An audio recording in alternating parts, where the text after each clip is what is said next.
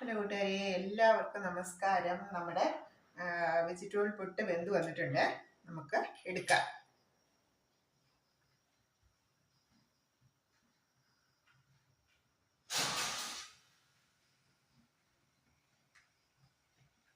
ഞാൻ വെജിറ്റബിൾ പുട്ടിൻ്റെ തയ്യാറാക്കാനായിട്ട് എന്തൊക്കെ എടുത്തതെന്നുള്ള വീഡിയോ ഇട്ടിട്ടുണ്ടായിരുന്നു. അതെല്ലാവരും ഒന്ന് കാണണേ.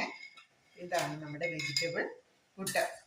ഇതിൽ നമ്മൾ ചേർത്തിട്ടുള്ളത് അരിപ്പൊടി, വെജിറ്റബിളായി ചേർത്ത് കൊടുത്തിട്ടുള്ളത് നമ്മുടെ ക്യാരറ്റും ചീരയും തേങ്ങയാണ് നമ്മൾ അരിപ്പൊടിയോടൊപ്പം ചേർത്ത് കൊടുത്തിട്ടുള്ളത്. ഉപ്പും സാധാരണ നനയ്ക്കുന്നത് പോലെ തന്നെ വെള്ളവും ചേർത്ത് നമ്മൾ അരിപ്പൊടി വെജിറ്റബിൾ അരിഞ്ഞോടെ ചേർത്ത് നന്നായിട്ട് നമ്മൾ കുഴച്ചെടുത്തു. അത് നമ്മൾ അരിയിൽ വേവിച്ചെടുത്ത് അങ്ങനെ നമ്മുടെ പുട്ട് ഇവിടെ റെഡി ആയിട്ടുണ്ടോ. കുട്ടികൾക്കൊക്കെ വളരെ ഇഷ്ടമാണ്. അത് ചൂടെ കഴിക്കുകയാണെങ്കിൽ വേറെ കറിയൊന്നും വേണ്ട.